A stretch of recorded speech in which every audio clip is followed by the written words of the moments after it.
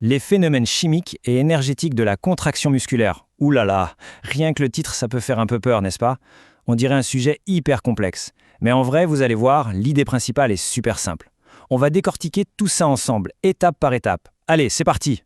Salut chers membres de la communauté Biologie Plus et bienvenue dans cette nouvelle session de révision. Alors oui, les phénomènes chimiques énergétiques de la contraction musculaire, ça vous dit quelque chose j'imagine? Eh bien c'est exactement ce que je vais essayer de vous expliquer de la façon la plus simple possible. Il suffit de bien suivre, on y va, let's go! Bon, la base de tout, c'est qu'un muscle, ça se contracte. C'est comme ça qu'on bouge, qu'on marche, qu'on court. Mais pour faire ça, pour réaliser ce travail mécanique, il lui faut du carburant, de l'énergie. La vraie grande question, c'est d'où est-ce qu'elle vient cette énergie? C'est ce mystère qu'on va résoudre aujourd'hui. Alors voilà notre plan de match pour y voir plus clair. D'abord, on va identifier c'est quoi ce fameux carburant. Ensuite, on verra comment l'énergie est libérée en cas d'urgence. Puis, comment le muscle fait pour refaire le plein. On parlera des deux grandes stratégies, un peu comme pour un sprint ou un marathon. Et pour finir, on comprendra pourquoi tout ça, ça nous donne chaud. Ok, on plonge direct dans le vif du sujet. Le carburant universel de nos muscles, c'est une petite molécule star qu'on appelle l'ATP. Imaginez-la vraiment comme la batterie de votre téléphone, mais une batterie pour chacune de vos cellules. Voilà, ATP.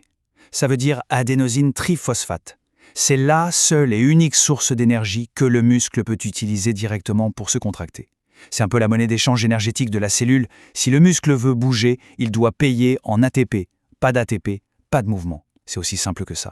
Et comment ça fonctionne concrètement? C'est une réaction chimique super intéressante qu'on appelle l'hydrolyse.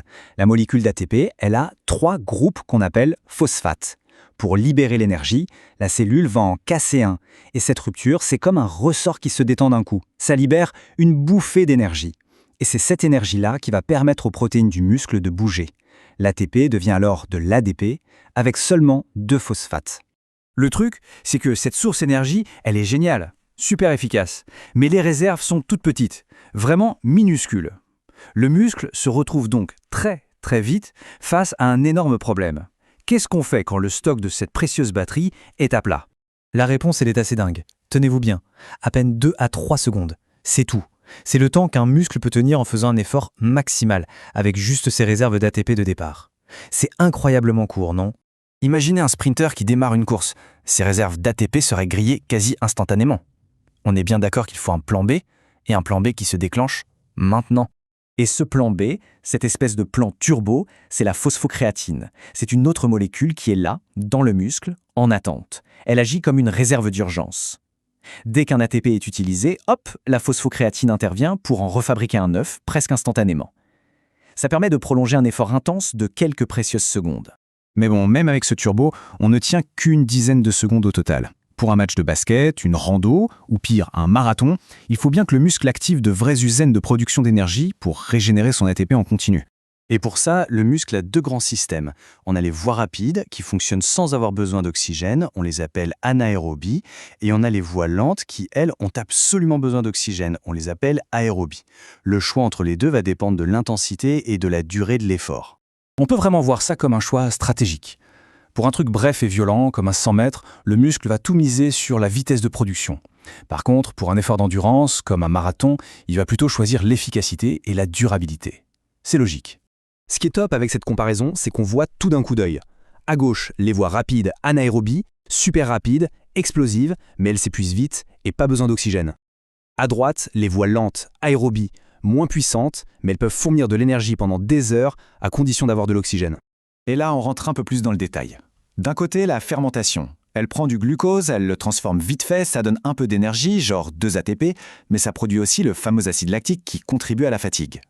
De l'autre, la respiration cellulaire. C'est plus lent, ça a besoin d'oxygène, mais alors regardez-moi ce rendement, environ 38 ATP. C'est presque 20 fois plus efficace.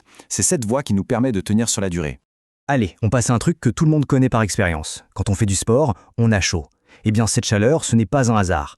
En fait, aucune transformation d'énergie n'est efficace à 100%. Il y a toujours une partie de l'énergie qui est perdue, et dans notre corps, elle est libérée sous forme de chaleur.